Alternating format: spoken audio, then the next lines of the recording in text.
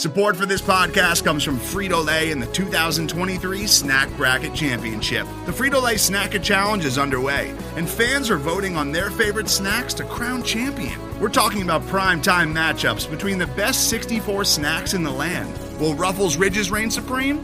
Can Doritos defend their dynasty? Or will Smart Food use their smarts for a surprise upset? Only you can decide. Get in on all the action for a chance to win up to $1,000 or a year's worth of snacks. Let your snacks be heard. Just go to fritolaysnacket.sbnation.com to vote and enter for a chance to win. No purchase necessary. Sweepstakes ends April 3rd, 2023. Void where prohibited. Year's worth of snacks awarded in the form of 52 coupons, each good for one bag of chips. See official rules at fritolaysnacket.sbnation.com. This is the Black Gold Banneret Podcast.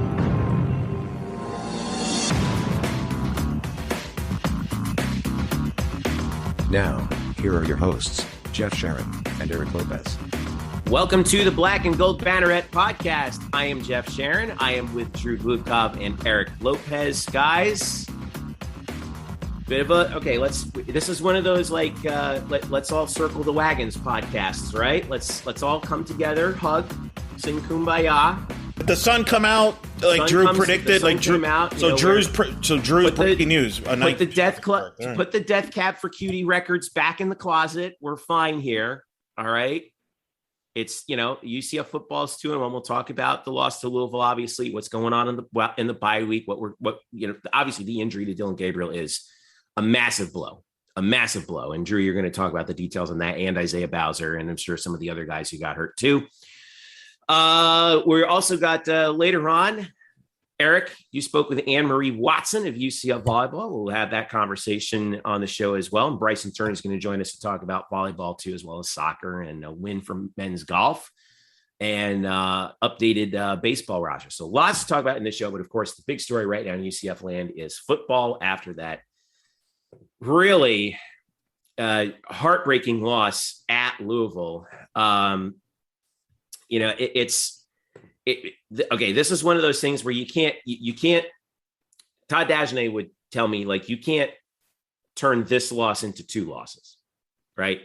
You can't let the fact that you lose 42-35 on a 70-some yard pick six with 13 seconds to go suddenly destroy your mindset for the next game and the next game and the next game.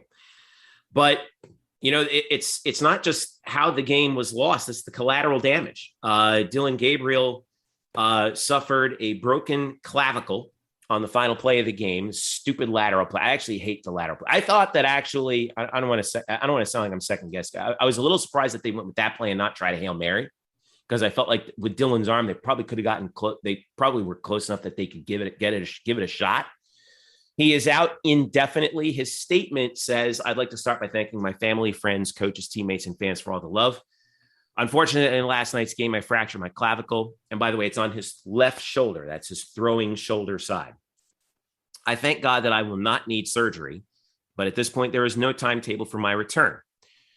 Thank you to everyone for their support during this time. I know I'll be back better than ever. Go Knights, charge on." All right, Drew, what do we make of this? Well, first things first, I looked outside the window and the sun is indeed shining. So the sun did come up. Sun is up. This is your biggest breaking story you've ever broken, Drew. I know. This just in, sun rises. Hit the bell on the notification. Send the push alert down to your phone. Let's go. But I mean, here's the truth. This derails this season, but it doesn't end the season. It becomes a change of priority. Obviously, now it's about getting freshman Mikey Keene ready to start. We're probably going to see more Joey Gatewood in there as a change of pace. I'd love to see him throw the ball just so that you come on the field and you don't always see the run. But we did see those run packages in the Louisville game with him out there. Oh yeah, they tried it a couple times. That you saw a lot of it in the latter part of the Bethune-Cookman game, where basically they were switching guys every two plays. They were switching. Almost reminded me of that Florida State game, Eric, with Noah Brandeis and Doug Johnson, where they would switch off every other play. Remember that? Yeah, I do. Anyway, Drew, go ahead. It got to the point where the guys in the stat area were having trouble keeping up who was on the field. Yeah, I was in the PA booth, and in football PA, if there's a new quarterback, you're supposed to announce who the new quarterback is. But they were switching off every other play. I just decided, screw it, I'm not going to do it anymore because it was happening every other play. I'm like, who's in a game at quarterback now. So I do feel bad for some of the perfectionists out there. I apologize for that, but I was like, it would have been ridiculous. Anyway, go ahead. Well, I understand a lot of people were very upset early on over the loss, and then compound it with the injury to Dylan Gabriel, which took the nerves from a 9 to a 12. A lot of people kind of flew off the deep end online. We saw. Really? Shocker. Yeah, you don't say. Some rather prominent people too. I may have been on the receiving end of some of those over the top. Clearly, it was your fault. We lost. Apparently, it's totally my fault. I think we all saw it. We all saw everything that was going on. Yeah, I mean, everything was my fault. I'm sorry. I won't observe things during the game anymore. but seriously, when you look at everything, in all honesty, this could not have happened at a better time. If you had to pick a time for these things to go wrong, this is the best time for it to go wrong. Out of conference, you haven't even started your conference schedule yet.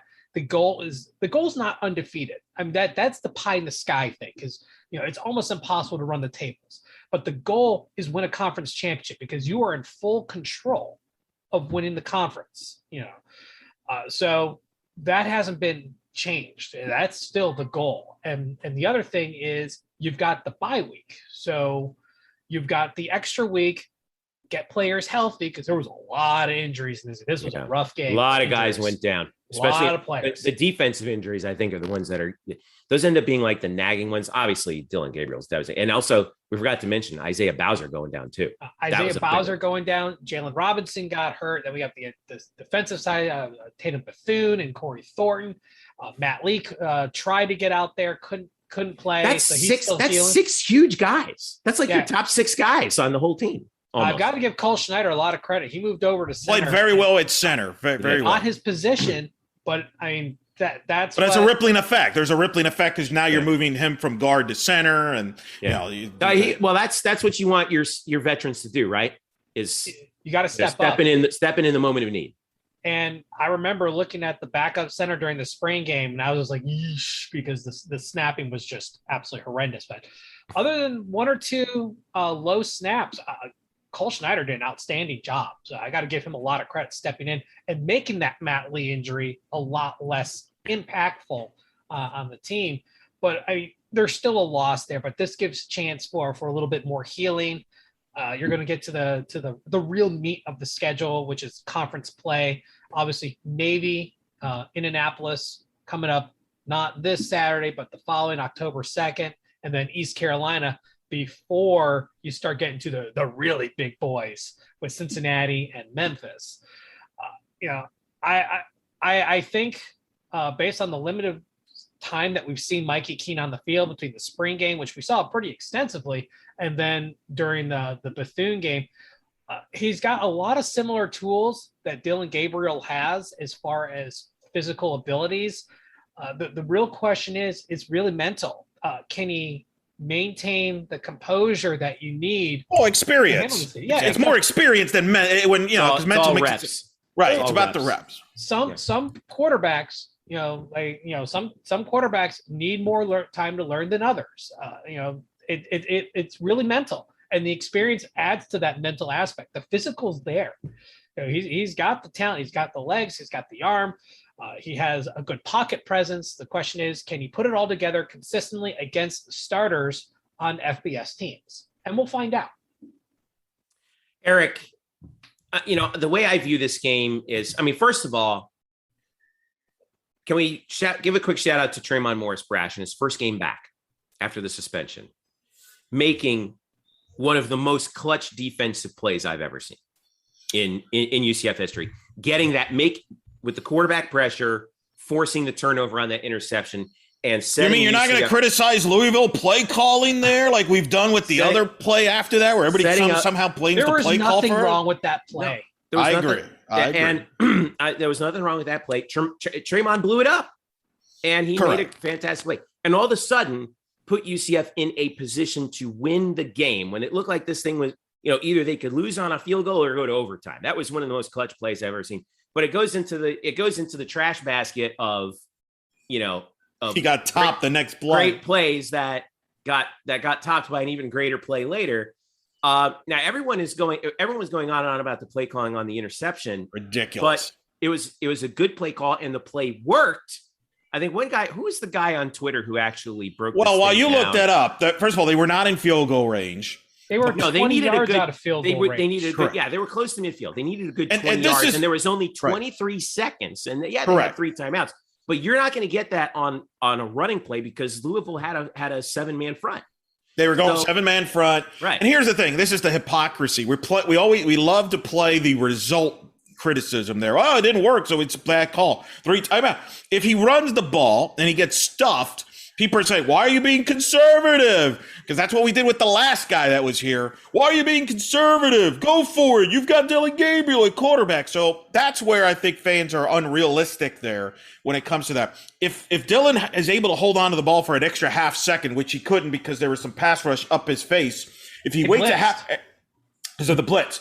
If he waits an extra half second or second, that play breaks wide open. Mm-hmm. It might go for 10 to 20, maybe longer, and probably win the game. Amari is fast enough where if he outruns everyone over the middle, that could have been a touchdown. Which is significant, which I am for coaches going for a touchdown instead of settling for field goals, especially when your kicker's career long is 38 yards. And listen, let's give credit to Daniel Obarski. Has not missed a kick this year yet.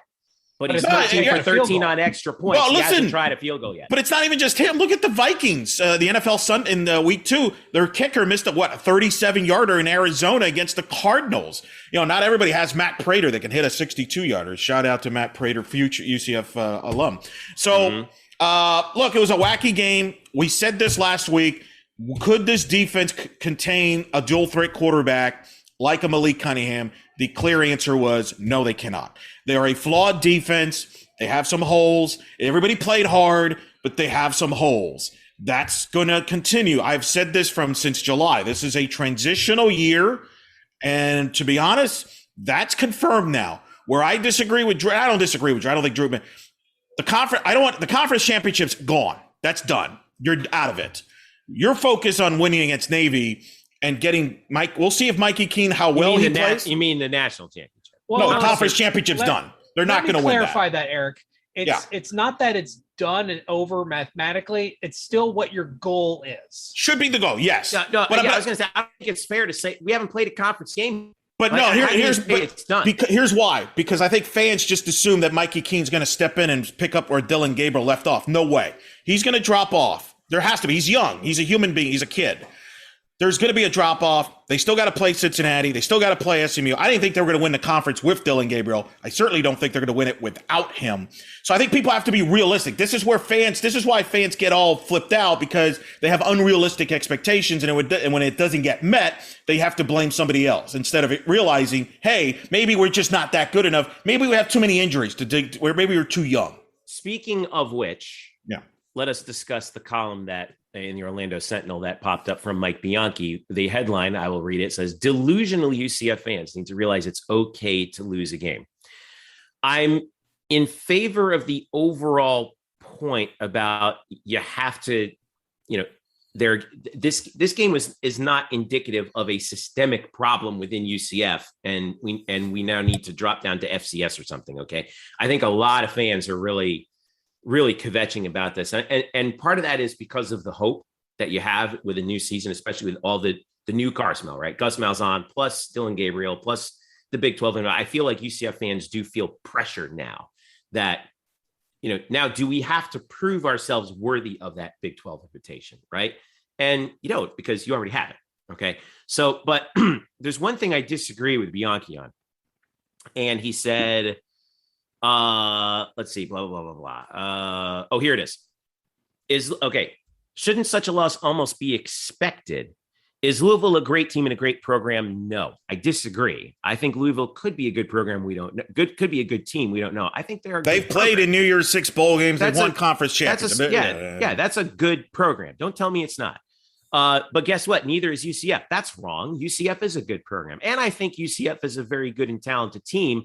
That the problem is everyone is assuming that there are systemic problems after a game that you basically lost on a coin flip. Okay. It was the worst possible outcome of that play that happened. And I wanted to bring up Amari Johnson, who took a lot of flack for the drop that batted the ball into the air and led to the interception. Okay? And that wasn't fair. And that wasn't fair. And I want to point something out. I pointed this out on Twitter, and I want to point this out again. Who was the last guy running after the Louisville guy running down? Amari Johnson. Amari Johnson. He sprinted down that field. Could have thrown himself on the turf. We've seen a lot of guys do that and just get mad that he dropped it and crap. What did he do? Turn around and booked it down the other way. Almost ran the guy out of bounds until he got blocked in the back. Well, yeah, everybody's playing hard. I think that's important. And I'll tell you something. Give me 85 Amari Johnsons. And they'll be fine. 85 Amari Johnsons. Correct. And I think that he deserves. He made a mistake. He tried really hard to make He's a human being. They're all human beings. They're not robots. And yes, thank you. I'm glad you say that because I think we treat all athletes, especially football players, as robots because they kind of look like androids out there in helmets and pads. Correct. And they're not. And again, this is just a bad break. Same for coaches, by the way. They're human beings too. By the way, coaches too. And people are like, well, what about all the money? Money doesn't make you happy, man. Everybody knows that. No. And don't make a mountain out of a molehill. Yeah, the loss sucks. It was hard to swallow, but you know what? There's still 9 games to go, including all your conference games. Right. But I also think people can't, like, I've seen too many people even still on social media. Oh, Mikey Keene, he's going to be great. He's just going to step in. We're going to be fine. No, whoa. Settle down. We don't know. Settle down. Like you don't just assume you replace Dylan Gabriel and, you're just going to be fine. And I think that's part of the problem with perception because Mikey Keene is probably going to struggle against Cincinnati. Oh, yeah. That's normal. Well, okay? he's a freshman. I mean, all freshmen. Look at how much Dylan Gabriel struggled early. Correct. Look how much Mackenzie Milton struggled in 2016. Big time. Bingo. That's why I'm throwing the conference thing out. I think that's unfair now. That's unfair. I don't think it's fair to have it as an expectation. Correct. I do think Drew is right that it is still the goal that's up for the team. For the team. Absolutely. Because I think everything that UCF can control stems from that. Go ahead. From the team. Yes. I just want to point out because I pulled it up. Now, Eric, you didn't do your picks for the season, but I pulled it up, and I'm the only one out of all of us that did not pick UCF to be in the conference championship game. But you and I, yeah. Jeff did pick Louisville to win that game. I did. Yeah, I mean, it's a tricky game. We said this before the preseason. There was something about Friday night on the road and Louisville being the underdog that just didn't sit right with me. And listen, I didn't spend all night thinking about that pick. I spent and this was before the season even started, like the night before the season started. And I spent maybe a fraction of a second thinking about that game. I'm not going to take credit. Well, it's tough. We said this before the season. At Louisville, at Cincinnati, at SMU. All difficult games. Off schedule. All were possible losses, even if you're fully healthy. Now you're not. So to me, that's to be you just take it a game at a time. I think we just got to worry about Navy first. By the way, I think Joey Gatewood is going to play. Is going to be a factor. So fans better. I think you're going to see both Keene and Gatewood. In fact, let's play it real quick. Gus Malzahn even mentioned that, talking about that. Dylan Gabriel's injury and what he expects from Mikey Keene and Joey Gatewood. Obviously, very tough way to lose on the road in Louisville, and then you add the point that you lose your quarterback on the last play of the game. It was definitely tough. We came back yesterday. We had very good meetings. We had a short practice. Our guys were in good spirits. The bottom line is now that we're not going to have Dylan for a certain amount of time. Everybody's got to raise their level. Really, that was our message. We got really good leadership. I think our guys fully understand that. Now it's really good that we got an off week this week for a lot of different reasons. To get Mikey more reps, kind of build around him. Joey's been here for a little over a month, and we'll keep playing him in certain ways too. But overall, our guys understand what we have ahead of us. The conference schedule's coming up. Our guys are really excited about that, and so we'll looking forward to this off week. All right, that was Gus Malzahn from his Monday presser. Real quick on the column thing. Yes, the fans, some, and I think that's something that's kind of been lost here. Some unfortunately extraordinarily vocal fans. But that's every fan base in college football. That's part of college sports today. Some of it's because of the transfer portal. Some of it's because of the NIL. There's no loyalties to players. If they lose, they flip out and they take it out on social media. Whereas people like me, when the Dolphins get destroyed, I don't go to social media. I just stay in my room and just get in a fetal position. In the end, but I think it's hypocritical for columns and medias to be going after the fan base. Because I will say this, the majority of the fan base is fine. The majority of the fan base has passion for the program. I think that's a good thing. And the media has egged on the fans to this behavior. They have endorsed this behavior. They endorsed this behavior in 2017 when they say, go after the committee. They're a bunch of schmucks. They're a bunch of cartels. They go after it. They had no problem endorsing the fans' behavior in 17 and 18 when they were just bad-mouthing every team, bad-mouthing the committee, bad-mouthing the system instead of just enjoying the ride of that win streak. The media is just as much to blame for this as the fans because they endorse this behavior. But they get mad when all of a sudden it turns around. They're shocked when the fans turn it back on them and all of a sudden they turn on the team. Well, what I know is that all of a sudden the rainbows and unicorns show back up to the bounce house if UCF beats Navy in Annapolis in a couple weeks. So, Drew, the last word before we take a break here. Navy's tough to play. I mean, remember, Eric, you remember our conversation with Trey Neal about 2017? Option, the triple O, and what they do is they cut block, right? And they beat the heck out of you. Even though Navy's bad right now, they just fired their offensive coordinator who's been there for a gazillion years.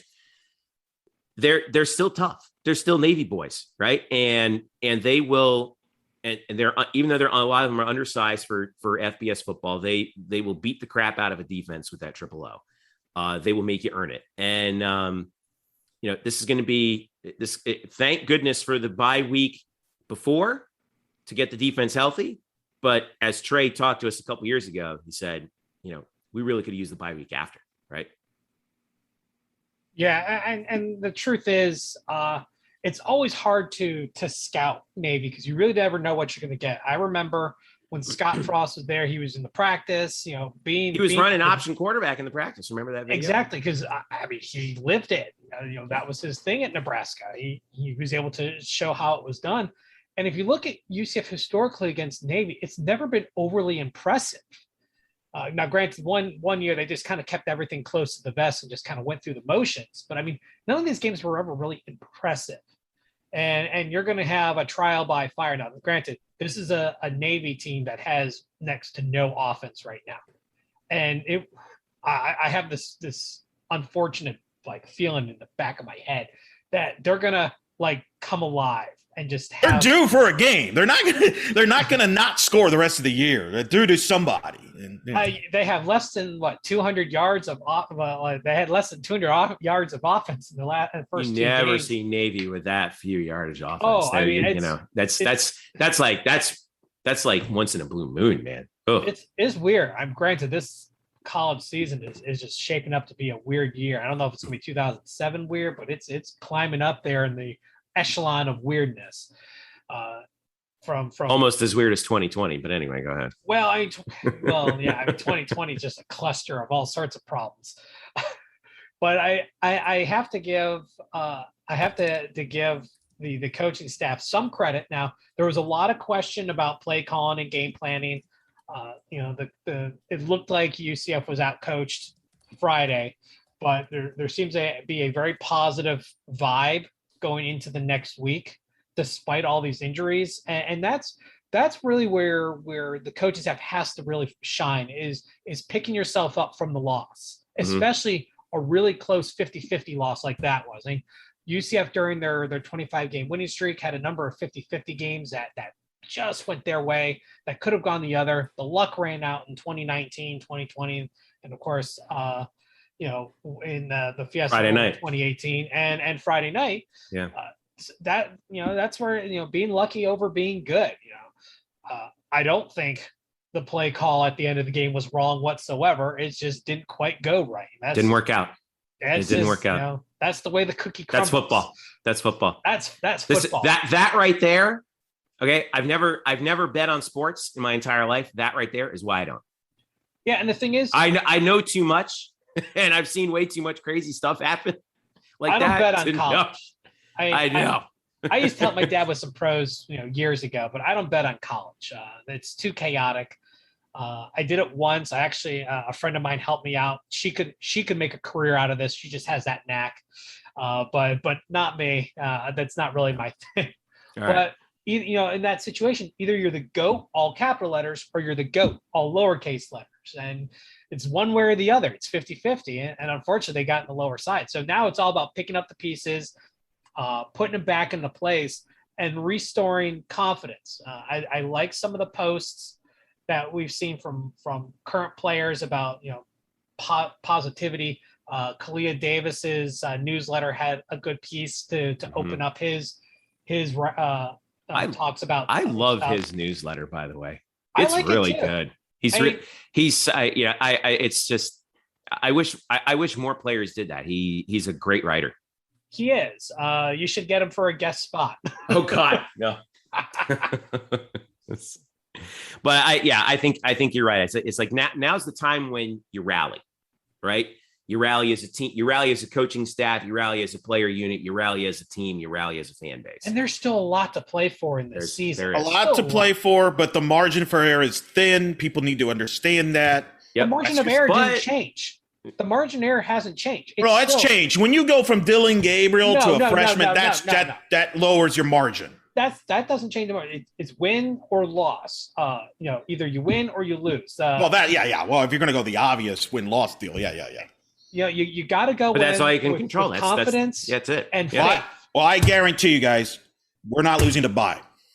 Oh, Bye never loses. I'm guaranteed it. But Bye never loses. Well, we're gonna. We're gonna get updates on the injuries. By the way, any update on Isaiah? He's day to day. I think, is that right, Drew? He's day to day. At this point, it sounds like. Based on 2 weeks that he should be okay. The only he did take a shot on that guy. He did take a shot. Louisville, where he hit him right on the knee. He's hobbling around, but he wasn't on crutches or anything like that. So that's a good sign. It probably took like a really bad. Well, I'm not a doctor. I'm not going to diagnose it. Good. Yeah, good. By the way, that hurts them. Whacked. People don't realize that hurts him from a pass protecting, run block, standpoint. He's such an experienced back. That one hurts. That changed Louisville's defensive mind. It changed the whole complexion of the game. I thought they started playing in the dreaded 3-3-5, basically daring them to run the ball. And towards the end of the game is when it really started becoming effective, when Johnny Richardson just started finding the holes in the defense. Yeah, when he snapped off that drive that tied the game. He tripped himself twice because he runs too fast. He outran too fast for himself. Too fast for himself. Yeah, but it's like I said, like you guys said, the bye week couldn't come at a better time. Everybody relax, fans relax, media relax, parents, because you're just as guilty because you go after coaches. You relax, everybody relax. Take a breather, guys. The sun came up. The sun's still up. The season's still going. It's not lost. It's not over. There's still a lot to play for. And, I know everyone's caught up in Big 12 hysteria still. But, hey, there's an American title still up for grabs. Hey, get used to it. This is how Big 12 they're not going to revoke the Big 12 invitation, which we've already accepted. And, oh, by the way, if they do because of a loss to Louisville, we don't want to be in that league anyway. I don't think we have to worry about it. They have Kansas in the league. I don't think they're revoking anybody. If that's what they're using to judge our worth for the Big 12 conference, you don't want to be in the Big 12 conference. No, you got to do something way worse. I mean, way worse to get a membership revoked. All right. Big 10 still has Rutgers. Yeah, I know. And Maryland. When we come back, volleyball starting their conference season. We talk with Anne-Marie Watson, senior from Hagerty High School, senior from UCF, who graduated from Hagerty High School, about her path to UCF. And Bryson Turner joins us to talk about all the other UCF sports. Drew, we can find you at Statboy Drew on Twitter. Is that right? That is. All right. Thanks again. If I haven't been blocked yet by you. Or if you haven't blocked them. I think I don't block people. You don't block people? No, I don't believe in it. Okay. I say what I say, I own it, and I will deal with it. But no, I don't block people. I don't block other people either, but I have other means. Anyway, yes, thank you again for everything that you've been doing. Statboy Drew on Twitter. Eric and I will be back in just a moment. This is the Black and Gold Banneret Podcast. Back after this. Today's episode is brought to you by Cars.com. With over 2 million vehicles and 50,000 more added every day, Cars.com will match you with the perfect car for you, your budget, your life, your style. And if you're ready to say goodbye to your current car, Cars.com will get you an instant offer to cash it in. Just start by entering your license plate. Then get matched with a local dealer who will write you the check. So whether you're looking to buy or sell, just go to Cars.com. It's magical. Welcome back to the show. Jeff and Eric here on recording this, obviously, Wednesday, September 22nd. And all right, let's talk a little UCF volleyball because they have this past weekend had a very good weekend. They won all 3 matches at the Sunshine Challenge Cup, beating Miami in 5. They beat Florida Gulf Coast in 3. They beat Florida Atlantic in 3 down in Boca. And Eric, they're heating up. After that rough start against an admittedly really good schedule, where they went 1-2, or where they went 1-2, 1-2. Now they've gone 2-1, 3-0, and they're right now 7-5. And more importantly, like we talked about earlier in the season, their RPI. Did you see that come out? Go ahead. 15th. There you go. 7-5, and they're 15th. And part of that has been Anne-Marie Watson. We all know how great McKenna Melville is, but Anne-Marie Watson, to me, she's the catalyst. She's the straw that really kind of stirs the drink for UCF, don't you think? No doubt about it. She's been the veteran. She helps part of the defense. And, of course, she set the record this past weekend during that tournament. She broke the all-time school record for most blocks assists in a career, breaking the record of the legendary Tyra Harper, who's a UCF Hall of Famer and Ring of Honor, as well as arguably the GOAT of UCF volleyball. But that's not what Anne-Marie Watson is playing. That's only part of the story for Watson. You see, Watson's a local kid, and her last go-around tried to be part of some history for UCF volleyball. We here at Black and Gold Banneret had a chance to catch up with Anne-Marie Watson exclusively to ask her about the reaction to breaking that record. Plus, what are the keys for UCF to go 4-peat in the American Conference, and as well as how she ended up at UCF. Here now, Anne-Marie Watson on the Black and Gold Banneret Podcast. Joining us now here on the Black and Gold Banneret, she is a 3-time all-conference performer, 3-time conference champion, 3-time NCAA tournament appearance, and now, of course, the all-time leader at UCF in blocks assists. Just broke the record over the weekend. I speak of Anne-Marie Watson joining us. That's a lot in your resume there. Yeah, that's a lot.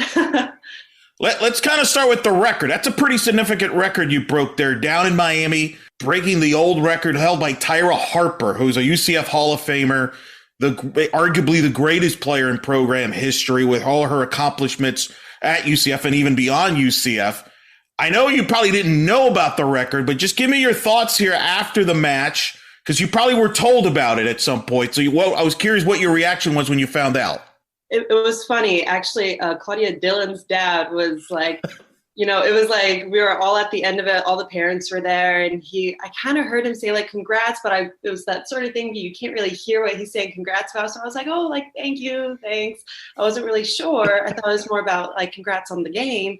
And then my parents come walking down, and my mom and my dad are like, congrats, like we're so proud of you and everything. And I was just like, wait, what? And then that's when they ended up telling me about how it was posted and all that stuff. And I was like, oh my gosh, I didn't even know that was even in the same ballpark of, what I was going to be doing this season. So it was a real shock just because obviously I'm not one to really be paying attention to that kind of stuff. But obviously it's great to be able to celebrate that with my team and that weekend. And it was just a great weekend for us as a team overall. So it was just awesome. You're second all time in total blocks behind Harper. Just talk about the blocking. And I mean, that's what you're known for. That's what you're kind of, in a lot of ways, your profile is. It's so remarkable what you've accomplished. I mean, you're going to be kind of in line there with the Harpers. You're the two greatest blockers in the history of the program when it comes to blocks, total blocks, blocks, assists, you name it. Just describe what that stat means, because it's beyond the stat. It's more than that, what it means to a team. First of all, Harper, she's an amazing athlete. I walk into practice every day and I kind of see her name up there on that wall. And it's really surreal to see that I'm kind of up there with her, but also just kind of knowing I wouldn't be at this blocking level without my teammates pushing me, without the coaching that I've had to be able to develop me over these last, 5 years. I've been very lucky to have the support system that I do and to have the team that I do to just push me to get to that point. And I do kind of pride myself more on the blocking than anything. At the end of the day, if I feel like I'm not doing good with blocking, I'm like, oh, great. Okay. I just got to focus on that. But I'm very lucky to be able to have the coaching staff that I have to develop me to get to that point, and just the teammates, to be able to push me to keep being better. They push me every day in practice, and we all push each other. So we're very lucky to have that. Of course, you break the record up in Boca Raton as part of the Sunshine Challenge. The team goes 3-0. That has to help make even sweeter that, you had a great weekend as a whole as a team, and obviously the record there kind of set the tone that weekend. Yeah, we were really happy to be able to finish up the preseason like that, to be able to go into conference, with that weekend sweep and all that. So I think it was good, gain of momentum to go into conference play, this weekend and everything. How do you all feel? This has been a unique deal because you obviously had to play in the spring, and now you come back at a quick turnaround. What has it been like from the team's standpoint? Because it's unusual. You have 2 seasons basically within one. Has there been any effects of that? Have you noticed any differences that it would be, or has it been a benefit? I think in the beginning, I don't think we realized how much it did affect us. I think we were just kind of powering through because we're like, oh, it's just volleyball. We're going to keep playing the game that we love. We weren't thinking twice about it. And then these last couple of days, we've been lucky enough to have a couple of days off from just, volleyball in general, give our bodies a rest. But I think in hindsight, we do realize how much, wear and tear it is on our bodies to have a quick turnover for seasons. And, usually you kind of start to feel, a little bit of a drag in October to really push through. And we're kind of starting to feel that now, but it's the sort of thing where it's like, we're just pushing through and, we're going to get through it together. And it's just, we're going to go out there and play volleyball. And I could really think about that. We're just going to take care of our bodies, on and off the court, with ourselves and with our team. And then we're just going to keep pushing through and playing volleyball. What have you learned as a team through the pre-conference? Coach Dagenet, as he usually does with you, schedule's tough, really tough schedule. You played Penn State, you played South Carolina on the road, you played obviously Florida State, you played Georgia, some dramatic matches. Just what have you, as a team, what have you learned as you get into conference? Oh, probably, this preseason, we knew they were going to be tough teams, but we all knew that these were teams that we could beat and that we could win and that we could keep up with. And we did beat some of those teams, and we were very happy with that. And even the teams that they were, close games, but, it didn't go our way. We weren't, upset with how we played. We were proud of how we played, I think. And now we just go into season knowing the level that we can play at and the level that we have, the standard kind of that we have for our whole team. We know that that's what we want to play at during conference and throughout the rest of the season. We don't really want to focus on the other side of the net and play down to their level. We know the level that we want to play at, and that's how we're going to play for going into conference. You're the defending 3-time conference champions. You begin conference play, so you're going to have a target on your back. Is that something as one of the leaders you bring up to some of the players? I mean, you're a pretty veteran team, so you're accustomed to this, but still, I mean, you're going to be a target. What's kind of the mindset going into conference play? Is it kind of like, hey, let's be ready to go on top of your game because we're going to get everybody's best shot? We don't really talk about the number actually about, how many. We just, go into practice every day and we're going to work our hardest every day in practice to be able to get to that goal that we want. And that goal is to win conference. You know, we don't really think of, you know, how many times in a row or anything like that. You know, that's all beside the fact. We just go in and work on this season, this day, this game, and that's it. Let's talk about you and your journey. You're a local kid. First of all, how'd you get into playing volleyball? Was that something you always wanted to do, or it just kind of happened?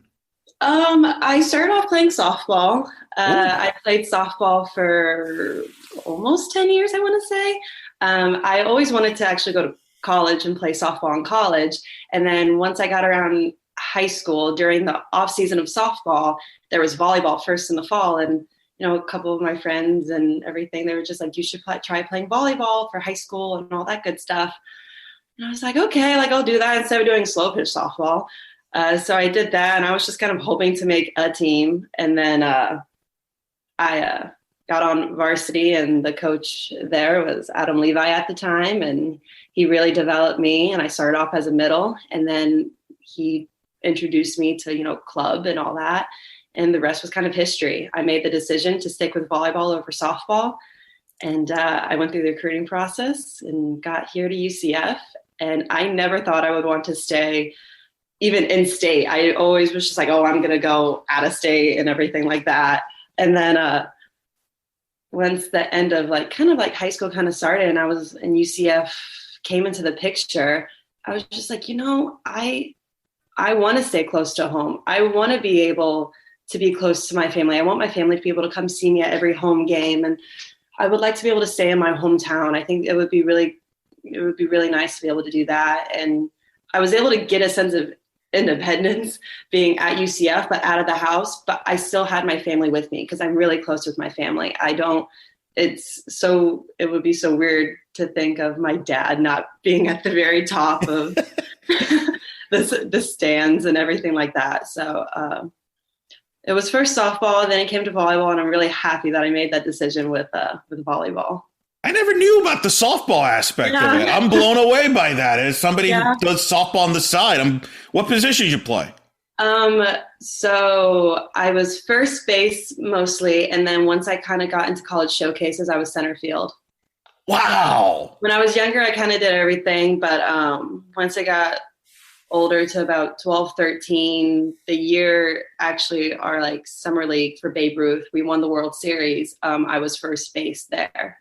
So I was first base for that season. And then going into, you know, college showcases and other travel, I went to center field. What kind of player were you as a softball player? A slap hitter? What were you, power hitter? What were you type of player would you describe yourself? I'm going to be honest with you. I was middle of the pack. My hitting was not, you know, I wasn't a cleanup hitter or anything like that. You felt more confident hitting the ball in a volleyball court than a softball diamond is what it sounds like. I also kind of blame that on my growth spurt too. And that's what me and my dad still kind of talk about, that, you know, when we got to, you know, a real important age of softball, I grew 6 inches. And so I could never get, you know, my hitting zone right or anything. So I was just like, I don't know anymore. But yeah. Well, you mentioned why you picked UCF, but how did you end up at UCF as far as, you know, when you met the staff? You know, were you a walk-on or were you kind of recruited? How was that process as far as getting to UCF? Yeah, so actually I was recruited by Mike G and Michelle Chapman. And that was my sophomore year for club season. And then I went to a summer camp, and it was a one-day camp because that's all my parents could really do at the time, was just the one-day camp. And so my mom's like, you're just going to do this. I'm sorry. I'm like, it's fine, just to go and everything. And then that's when Todd actually saw me when I was swinging and everything. And then at the end of that camp, since obviously we couldn't he couldn't contact me because I wasn't of age yet. My club coach, Felix Vieira, was just like, hey, you have his number? I think you should call him after everything. And I was just like, you think so? He was like, yeah. And I was like, when? He was like, right now. As soon as I hang up the phone, I was like, okay. And so I called him, and that's where it kind of took off. And I ended up committing my junior year in October. But yeah, so I was actually recruited by some other people, but Mike and Michelle, they're great. I still keep in touch with Mike, and I talked to Michelle, you know, last summer or something like that during COVID. But now we have Jenny and Brian, who are just absolutely amazing too. I'm very lucky to be able to have them as coaches as well. I remember when we've talked in the past, you told me you came to UCF volleyball matches even before you were at UCF. Is that accurate, right? Like you would come to do you remember the first time you came to a UCF volleyball match, or even maybe a UCF sporting event, like a football game, stuff like that? I remember. So actually, when I was younger, I used to go to the softball camps at UCF. Oh, when I was little, yeah. And then when I was in high school, and I started playing volleyball, and UCF was in the picture of like, oh, I kind of might be interested in them, and it'd be really cool. I started going to their games, and it was when they had like Abby Fleener, Jayla, Kia, all of them. So I watched them as well. But yeah, I want to say probably my first like UCF sporting thing was probably softball camps when I was little. And then when I was in high school, I started going to the volleyball games and all that. And I just kind of kept falling in love. And yeah. So once you get to UCF, tell me what it was like to be part of the team as a freshman and then moving forward, because obviously you'll be part of this tremendous success you've currently had. But you got there. Just take me what it was like to be there and being the youngster as opposed to now where you're the vet.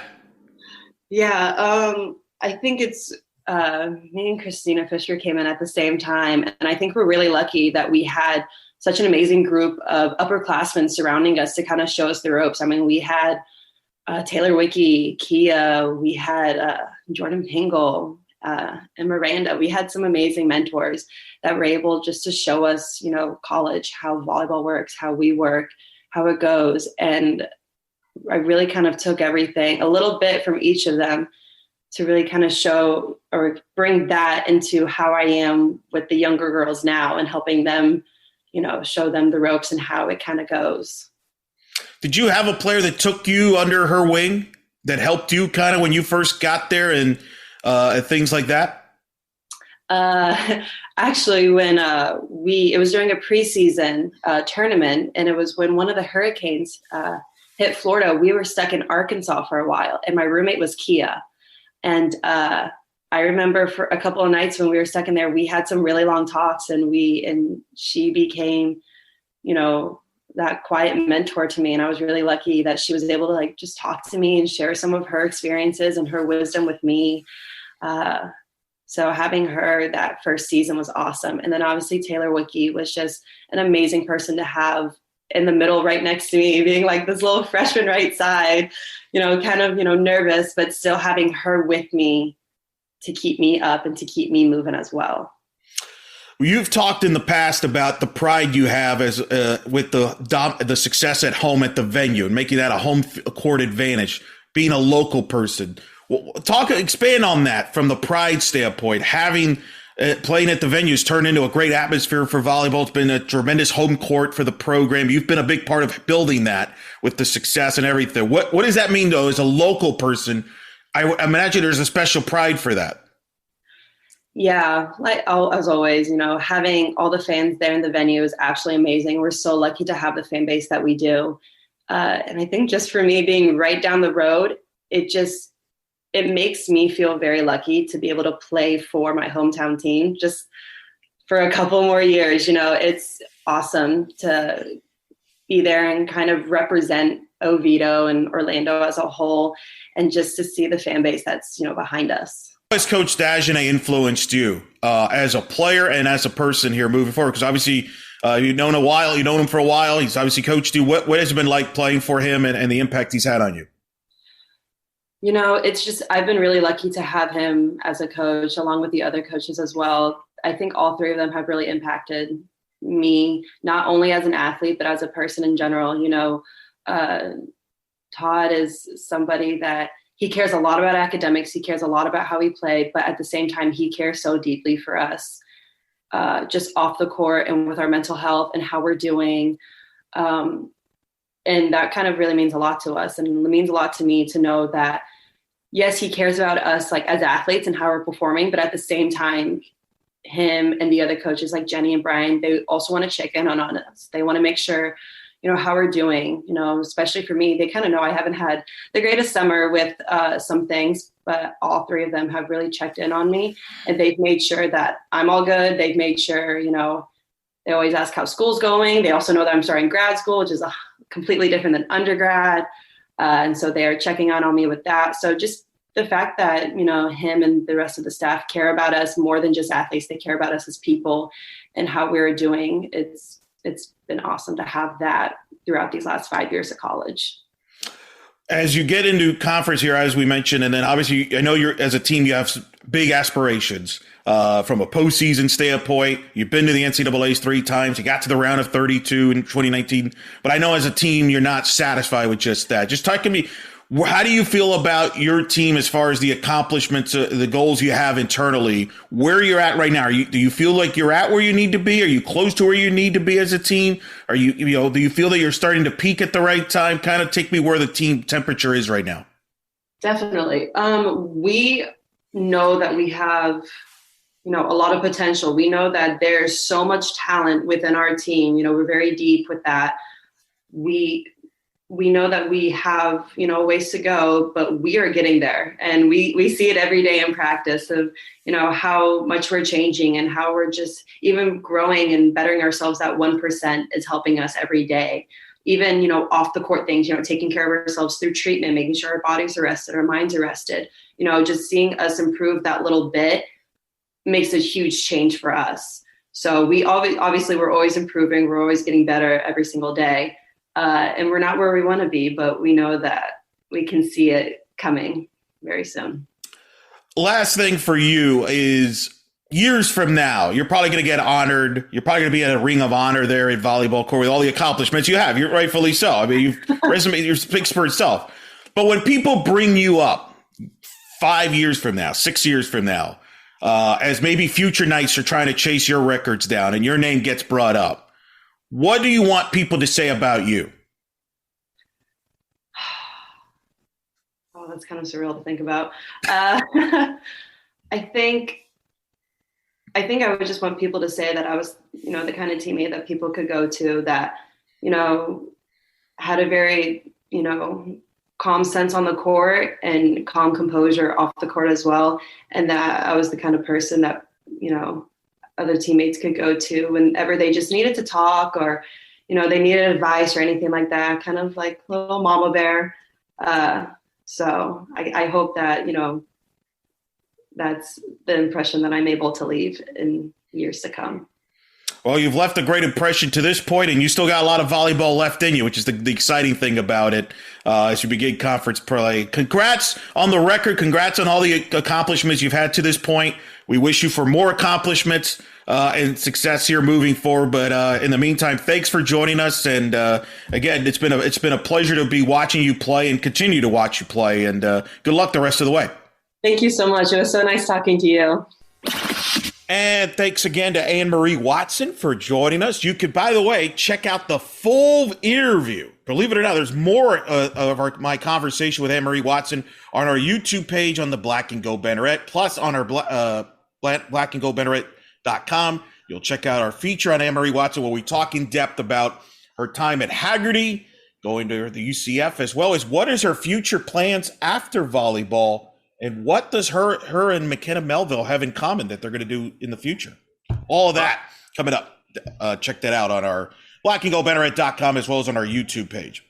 Anne-Marie is one of my favorite UCF athletes in any sport of all time because of the story behind her. And Bryson Turner is now in here to join us to talk about her because and Bryson, you've had the good pleasure of following Anne-Marie through your time and seeing how well she's played this year.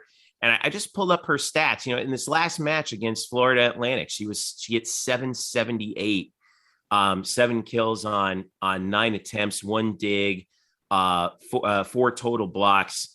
I just love the story. I just love the story that she was this walk-on who showed up. And I can remember I was doing PA her first year and like, oh, the girl from Hagerty, right? Well, she, I didn't realize she was a walk-on because she played so well from right off the start. And here she is now an integral part as a fifth year player of this team that's 15th in the RPI, even though the record's 7-5, they've set themselves up for a really good conference season right now, haven't they, Bryson? Oh yes, for sure. And for those who don't know, Jeff mentions Anne-Marie Watson's high school, Hagerty High School, of which I am a proud alumnus as well, is actually a very short 5-minute drive down Lockwood Boulevard, just north of. Just a little bit more than a mile. Yes, indeed. And she actually played at Hagerty under former UCF volleyball assistant coach Juanita Hitt, who was here at UCF from 2002 to 2007. So I got a chance to actually catch up with Juanita Hitt, which you'll be able to see in our feature with Anne-Marie Watson coming to the website soon. And and she mentioned how Watson was one of the top 10 players that she's had in the program. And she told me this really amazing story about how in high school, Anne-Marie Watson was playing a game against Lake Mary, and she managed to block a ball so hard that she hit somebody in the head and gave her a concussion. I don't mean to be laughing at someone else's misfortune, but none of that surprises me. None of that surprises me about Anne-Marie. Eric, I want to talk about UCF's point, the point that UCF is in right now. Todd was right? Tough schedule to start out against, some really good non-conference, twice against South Carolina. Granted, they lost, but they won one set in there. The tough loss to Georgia Tech. I really think they wish they had that one back. Penn State, the win to St. John's, the win against Florida State. I think they really wish they had the Georgia match back too. I think that was more, but still RPI 15, man, they are in a good spot heading into the conference season. Yeah, I mean, obviously, I want you to break down where the American teams are as far as the RPI, because I think that's going to be a very key factor there. And heck, just for fun now, so we get used to it, we can compare it to the Big 12 teams too. But anyway, let's first talk about McKenna Melville. Bryson mentioned this on Nightcap, which you can read every week on blackandgoldbanneret.com, where we recap all the Olympic sports. McKenna Melville right now is number 1 in the country in points, number 6 in kills per set. She might be having her best season yet. That's all-American type year. And I mean, like, first, second team, arguably, for her. So she's playing at a high level. But I think the big thing is some of the other players are coming around. And, and Watson even mentioned in the interviews you heard, there was a little bit of a hangover there a little bit. You've just played a spring season that was intense. You come back. Sometimes you're kind of trying to get back in the flow of things, and you don't know whether you're going too much or too not. So I think they're peaking at the right time. I think they understand what they need to do in the conference. They're not right where they need to be, according to Anne-Marie, but they're close. By the way, Anne-Marie Watson, from a resume standpoint, I mentioned about her. I think you would agree, Jeff. Will be in the Ring of Honor one day, probably in the UCF Hall of Fame one honor. You realize she has a chance to be a 4-time all-conference performer at the end of this year. The only players in the history of UCF to do that. McKenna Melville also could join that list. Yeah. The only ones that have ever done that, Tyra Harper in the A-Sun, the GOAT, arguably, and then Emily Kaiser, who did it, was a second-team All-A-Sun performer, 92 to 94, and then 95 first-teamer. So that was it. But her and Harper, those are the only 4-time All-Conference performers. There's been a bunch of 3-time first performers. Kia Bright, for example, is a 3-time first-teamer. Delana Sarton, a 3-time first-team All-American first-teamer. Jayla Harvey. Piper Morgan was 3-time in the A-Sun. Mitchikova, 3-time. But nobody's ever been a 4-time all-conference, either first-team or second-team. Watson has a chance to join that list that I mentioned. That's a pretty darn good list there. Probably maybe underrated is when we talk about. I mean, I got to think she's got to be in the conversation to be top 10 all-time UCF volleyball player easily, right? Yeah, I definitely say so. By the way, RPI. It's unofficial, and this is from figstats.com. I knew Jeff had his sources where he got his volleyball RPI. The first official, well, I got it from the UCF Volleyball Twitter account, UCF_volleyball. But these guys are really accurate, and Todd actually, he would, when we would talk about RPI, he would send me good. So because he trusts them the most. So right now UCF is 15th. To give you a perspective, Georgia Tech, who they lost to, 4th. All right. South Carolina, who they lost to, 9th. Let's see. There's a few others in here. Penn State, 20th. Some other teams aren't. Miami's 26th. So they're in a pretty good position. And if I'm looking at the rest of the American, and I'm going to just search it right here. After UCF, you've got, let's see, not a whole lot. Wichita State is 44th. Okay. Let me go back up for just a second. Yeah, Wichita State's 44th. Is there another one up there? No. Okay. Wichita's 44th. SMU 65th. Houston 71st. Tulsa 115. Cincinnati 132. South Florida 152, and so on and so forth. So well, and that's kind of a rough start for the Americans. Yeah.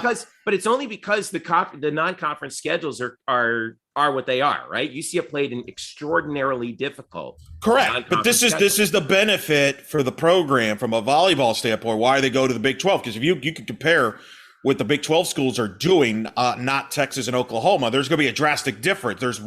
So there's no room for error in the American. So unfortunately, what's going to happen here, even if UCF keeps winning and wins a lot, odds are that RPI will drop a little bit because of some of the opponents. I mean, the league, that tells me the league at best is a 2-bid league. Once again, maybe a 1-bid league. Maybe, if UCF doesn't win the league or somebody gets hot. Whereas the Big 12, I think there's way more room down the road. So that's the benefit if you're Todd. And this is the smart thing about Todd. I don't know if people realize this. He probably doesn't realize this because we probably ask him this. He'll probably didn't, he's like, nah, that's just coincidental. By playing this type of a non-conference schedule, Jeff, that's going to get them ready when they do move to Big 12 play. I really do believe that's going to help them adjust to the Big 12 quicker than maybe some people think. Could we see non-conference opponents like this for the 2022 schedule, since the move to the Big 12 is going to happen in 2024 at the latest? I would imagine so. I mean, the schedule gets put together rather late, because there's a lot of, it's not like football, right? So, but here's another point that I want to make. By the way, you look at Fig Stats again. You know what UCF's strength of schedule is? Second in the country. Wow. 93-39 total opponent record. That's second best in the country, behind only Baylor in the Big 12. Fellow Big 12 team, see? Yeah, all right. So by the way, you're looking for the other Big 12s. You were telling me about the Big 12. Yeah. Texas is 6th, but let's keep them out. Baylor is 8th. Kansas is 18th. Texas Tech 21st. This is the total RPI. Yeah. West Virginia 40th. TCU 57th. Iowa State 63rd. So look at how many more teams. What a big difference. Top 75. And Kansas State is 79th. They're knocking on the door. And I haven't even mentioned Oklahoma.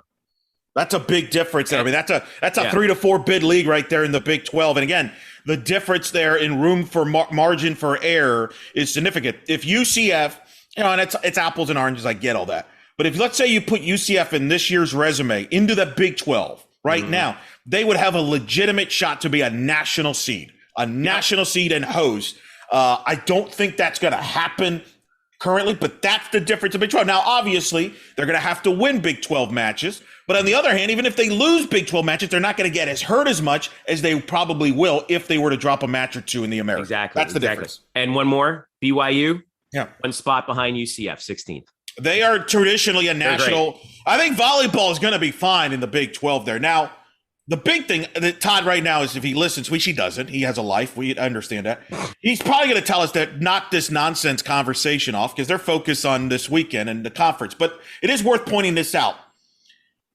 In the history of UCF volleyball, when they have won 4 straight conference championships, okay, from only between 92 and 97. They won the conference tournaments in the A-Sun from 92 to 97. And by the way, the first 2, yeah, it was not an automatic bid to the NCAA.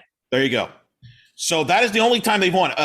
Ever since then, and if you just include regular seasons and everything, they've won 3 in a row, just like this current run has, but they've never won 4 in a row, except for that run that I mentioned from 92 to 97. That's a long time. By the way, not a coincidence. Who's involved in that run? Tyra Harper. And Renetta Menchikova. Do you get your sense here, Bryson? That Tyra Harper girl knows now Tyra Turner, by the way. Pretty darn good. Oh, yeah. She was good. I mean, actually, I was going to ask you this earlier, but, you mentioned how Watson could be able to go and be a 4-time all-conference player, a feat that only Tyra Turner has accomplished, and she was elected back to the UCF Hall of Fame in 2004. I mean, we're kind of close to the UCF Hall of Fame induction of this year, so could we be seeing Anne-Marie Watson up there a good amount of time from now? No doubt. Yeah. I think 7 to 10 years. I think her and McKenna are your two candidates from this current team. They're going to be for sure. They're Lennon and McCartney, right? You know, wow, that's a Beatles reference for you young audience over there. There you go. They're going to be Lennon and McCartney going in. I hope they go in together. To be honest with you, there may be 1 year separate, but right. No, that's a good point of the 1 year, 2 year part. But Jeff, there's a lot of history here at stake here. A chance to go a 4-peat for the program. History there. McKenna trying to be a national, an All-American, going to be 4-time, chasing some records, chasing that Mount Rushmore, trying to get herself in that level with Tyra Harper, among the greatest of all time. Anne-Marie Watson trying to finish off her career with forks. I mean, there's a lot of history on the line for this group here. Yeah, a lot. No pressure or anything. Hey, but Jeff, you know what? This group knows how to deal with pressure. This group knows how to deal with it. Veteran team help. Yeah, Jeff, I do have a question for you because UCF, of course, is coming off their last tournament before they start conference play against East Carolina on Friday. But looking back at their tournament, I remember you mentioning in a previous podcast about how Florida Gulf Coast really punches above their weight in volleyball, and we have a rematch against them this time. So what did you see out of volleyball going against FGCU a second time and going up against a team like Miami as well? I thought that UCF was not interested in FGCU's crap, for lack of a better term. I thought that they were like, you know what, this to me was like that it was big to sweep them the second time, because remember a few years ago they played him 3 times. The third time was in the tournament, and UCF lost on the home floor. They've now played him twice, beat him 3-1 and then 3-0. And listen, due credit to FGCU. They are an extraordinarily well-coached and talented veteran team. Okay.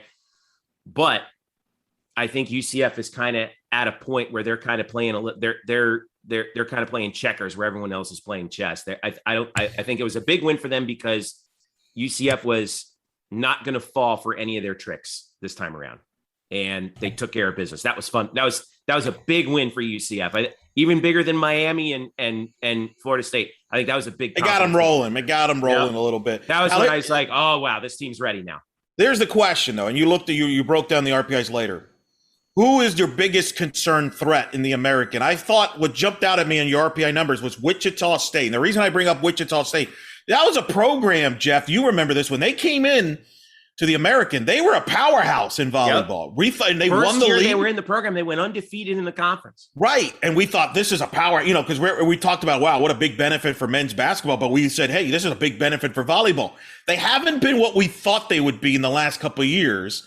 For whatever the reason, but it sounds like they might be kind of coming back here. Are you sensing that here? What do you think? Give us an overall assumption of the rest of the league here. Where UCF's going to be dealing with? To me, I think there's 3 teams to watch. There's outside of UCF. There's Wichita, which is right now at 6-3, even though they've lost 2 in a row in their most recent tournament. Like you said, they played a pretty tough schedule too. Houston's off to a very good start, and regardless of what their strength of schedule is, they're 10-2. Their coach is really good, and they're well coached. And you go into the conference season 10-2, you have a lot of confidence. I think that's regardless of who you play. Okay, and you're also figuring some things out. And then the other team I think everyone's got to watch is Tulane. They're 7-5 overall, but I don't know. There's something about that team, the way they're put together, that gives me the heebie-jeebies sometimes. I especially like Lexi Douglas is the player for Tulane who I'm thinking of that is a real winner and is supremely talented. She's their best player, I think, right now, the outside hitter. She's a redshirt senior. If McKenna Melville is the preseason favorite for AAC Player of the Year, to me, Lexi Douglas is your number 2 pick. If you don't like the odds on McKenna Melville, you pick Lexi Douglas. Lexi is playing the McKenna role when McKenna was chasing Jordan Thompson. Right. She's the next one in line. So yep. I wouldn't mind seeing these two teams match up one more time, or they're going to match up 2 more times and see those two go at it. It's going to be fun. All right, we got to take a quick break. When we come back, we'll talk about all the other sports. We got soccer to talk about. Bryson, big news in golf. We'll talk about that in a little bit. This is the Black and Gold Banneret Podcast. Don't go away. Welcome back. Jeff Sharon, Eric Lopez, Bryson Turner joining us here. We're going to wrap up all the other sports here for just a second, but I want to start a couple. Hey, first of all, I think this deserves the lead here, Bryson. Men's golf, first place. They win the Hartford Hawks Invitational. This is the 4th straight year they've done this, right?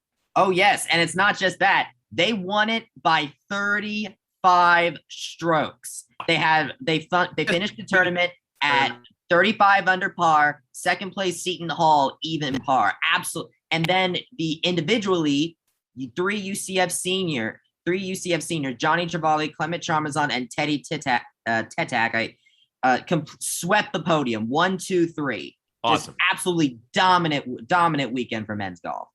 That was huge. So congrats. Their next tournament is just before the middle of October, the Carolina Invitational, October the 11th, 13th. By the way, if you're wondering about women's golf, they have a break before they play Bryan National Collegiate up in Greensboro by Wake Forest. That's starting this day, September the 20th.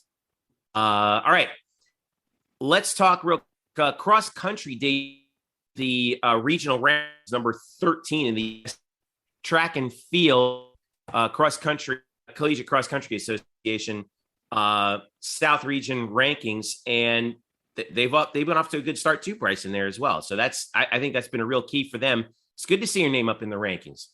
Yes, indeed. Last after breaking the 4K record, and of course setting the 5K and 6K freshman records earlier, Valerie Lastra is certainly somebody to keep an eye on with this team, and really all the other freshmen too. Lillian Holstery had a really good performance in the first meet of the season, and most of this team is made up by freshmen. So I think that I am going to be very intrigued to see what the cross country team is going to do, because these freshmen are basically going to dominate the next 4 years in this program. All right. So let's move forward with taking a look now at soccer, Eric Lopez. I want to start with the men. They swept the weekly awards this week, and it was a good week indeed for UCF men's soccer as they opened conference play with a 4-1 disposal of Memphis up in the Billie J. Murphy set. By the way, really beautiful stadium they have in Memphis. Did you see that? It's kind of nestled in like downtown. It's one of the coolest soccer venues probably the coolest soccer venue in the American. So it feels like their groove is back again, because we had 2 goals from Luca Dorado. He now has 7 on the season. Anderson Rosa and Beto Edrock also got goals, and UCF had 20 shots on goal to Memphis's 11. The offense is humming now, isn't it, Eric? Yeah, they're starting to click, and I think that's they're among the top offensive teams in the country again. So they're picking right. Surprise. Yeah, but they've had to, because they're still lingering some things defensively, although they're trying to figure that out in conference. That's a big start to get them in with Memphis. Very important. Unofficially, the RPI, because there's a site that does unofficial men's soccer RPI, because why not? We all do. You all want it. UCF 84 in the RPI, but that's a little misleading because they're 3-3 on the season. Mm-hmm. So win-loss record has a lot to do with that. If you win matches, that goes up. Fascinating. You have the American, which is right now currently the number 6 RPI in men's soccer. Conference USA is number 7. We bring that up because obviously that's a storyline for the future of where UCF men's soccer could end up. You look at the men's soccer rankings, though. This is why UCF's in good shape as far as controlling their fate, if you will. This is wild to me. You look at the men's soccer rankings. Tulsa, undefeated, ranked 8th in the country. That's the team UCF had to beat to win the championship last year. And then their nemesis, SMU, ranked 13th in the country. They're undefeated as well. Tulsa, by the way, number 5 RPI. And remember, in men's soccer, it's a home and home schedule. So in other words, they will get Tulsa and SMU each twice, which is 4 games against top 15 teams. That's where you make your resume if you're UCF. We saw Coach Calabrese really trying to figure out who he wanted to have in goal and figure out like who would be the combination. But Tyler Levine has really come on, and obviously we talked. We only gave up the 1 goal in Memphis, but I think that it looks to me like the guy. Well, that's huge. If that's been the biggest question throughout the non-conference, the goalkeeping situation and just kind of settling the defense. You're right. Has that been sorted out at Papa possibly? And that's big because, like I said, the offense is kind of humming. Luca Dorado's among the nation's leaders in goals scored. Nick Taylor in point and assists. I mean, they've got the offense is definitely clicking. And if you could just get good goalkeeping and good defense, because it's hand in hand. We focus too much sometimes when, the guy gave up a goal. Well, there's more to that. It's about that chemistry between the defensive backs and the fullbacks and the goalkeeping and having that chemistry. And I think if they're starting to figure that out, and they look much better against Memphis in that, they're starting to play much better. They played a tough non-conference schedule. That's a good stretch here as they continue conference play because it's going to get tougher. One more note that you wanted to add, Bryson, about the national individual rankings, right? Yes, we did. Luca Dorado is now in the national lead for goals per game with 1.4. He's also up there in total goals too, I think, right? He's got 7. Yes, he is. I believe he is second place to a player from Northern Illinois that has 9. 3. Or he's actually tied. Actually, the latest is he's tied for 3rd. Oh, wow. That was this last I checked it. Right. Nick Markanich of Northern Illinois leads the country with 9 goals. Theo Collum of UNC Greensboro has 8. Let's talk about women's soccer, Eric and Bryson. 5-0 win over Stetson. This was total domination. 18 shots on goal to 2. 18 shots total to 2. 9 shots on goal to 1. And just an all-around spectacular performance for UCF, who's now 5-3 on the season. Mallory Olson had 2 goals. Kristen Scott had 2 goals within an 8-minute period. Status with the women, they look like the mojo that they didn't have in the spring, and they're looking real dangerous. They are. They got, the Houston loss was disappointing. Houston attacked them very well, but Houston, tough road game. They bounced back, dominated Stetson. But here's the big one. They look like they were angry about that Houston game. They were angry, but this is a big one here. This is the rivalry here. Memphis, UCF, women's soccer, always huge. No different this time around. You look at the American, by the way. 4 teams in the top 38 RPI right now. 4. UCF's 21 in the RPI there. Memphis is 38. South Florida's 29. The surprise to this point, SMU, number 12 in the RPI in women's soccer. So wow. This is a league that has a chance to be a 4-bid league, which has never happened in the American. It's almost like they're motivated to say, no, we're better than the Big 12. And right now they might be. They actually are better than the Big 12, believe it or not, and ironically enough. Go figure. But this is a big match because if UCF loses to Memphis, doesn't get a result, they drop to 0-2. You don't want to dig yourself a hole in the schedule, considering you have Memphis at home, you have South Florida at home.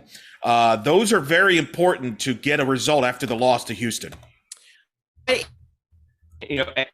Obviously, how late but not first opponent. I know there's a history that's I think that he really kind of just like it's Stetson should take care of them, and they do. Don't forget, we got, like you said, in Dallas on the 30th.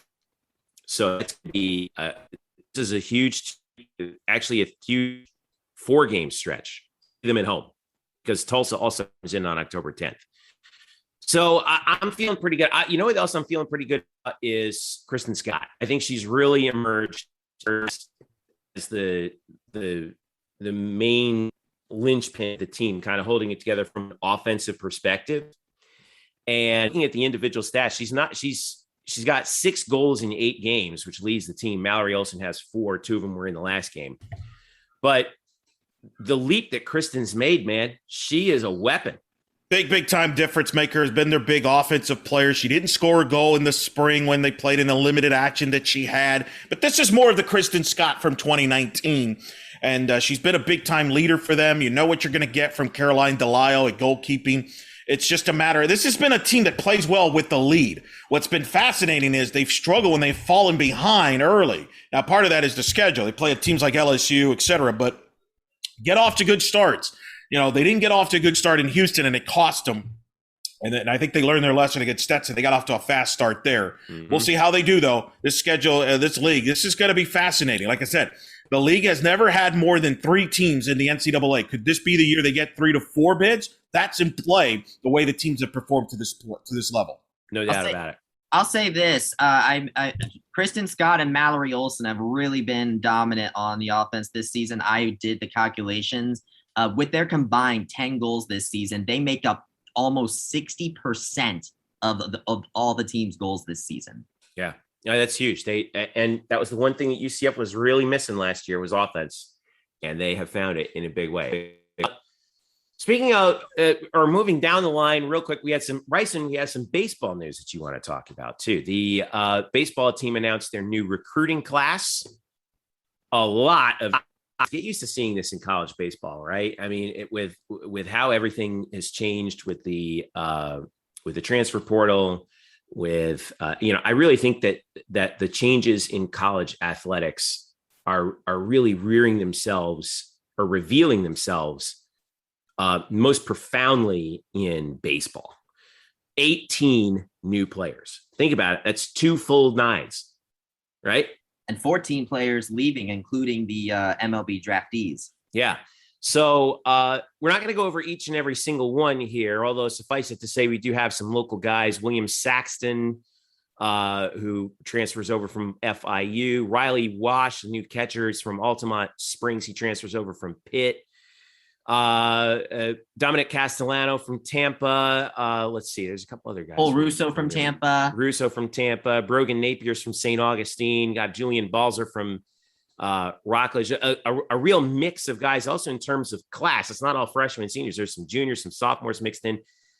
Chase Centella, a sophomore pitcher who transfers in from Florida, joins the club.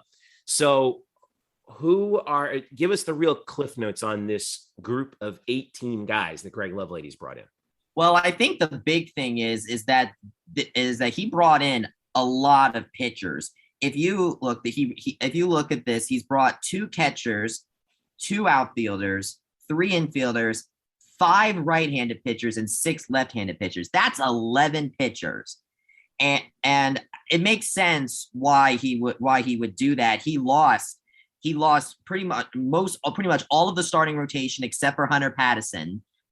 And then we also lost a few relievers, key of which being Billy McKay. So now he really has to rebuild that bullpen. He still has anchor pieces, which is great, in Hunter Pattison, David Litchfield, Zach Bennett, and Nick Vieira. But now he has to be able to really build them up again. And hopefully, in the case of the starting rotation, be able to be more consistent than they were last season. As of right now, looking at the guys here, I'm keeping my eye on Cameron Crane, who is a left-handed pitcher from Johnson County Community College. He's had some starts there in the past. And then I also am keeping an eye on Ruddy Gomez, who is a right-handed pitcher from Hillsborough Community College. So these 2 JUCO guys look like they could be in the running for a starting pitcher. Ben Vespi and Zach Hunsaker are some more existing options that could be in line for some starting work.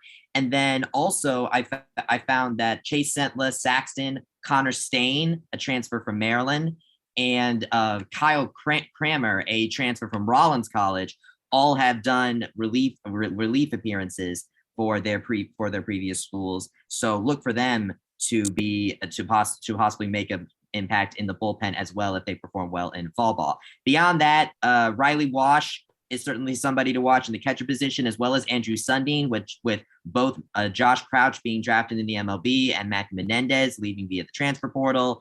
And the only other listed catcher on the roster is Ben McCabe, but we could see him play first base or DH.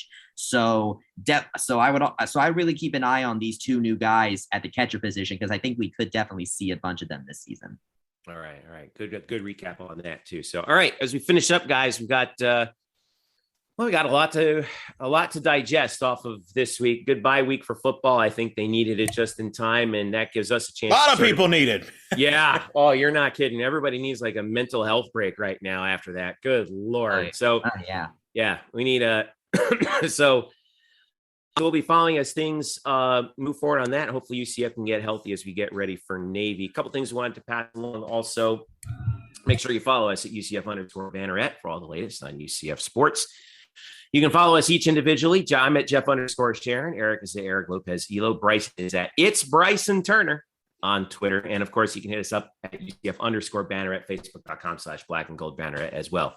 If you subscribe to our podcast already, thank you so much. Leave us a comment or a rating and tell us how you're doing, and share us with one of your fellow friends. If you're not subscribed to us, you can do so very easily via Apple Podcasts if you're on Apple devices, or via Spotify if you're on non-Apple devices. That will do it for us. For Bryson and Eric, I'm Jeff. This has been the Black and Gold Banneret Podcast. We will catch you next week. Enjoy the bye week.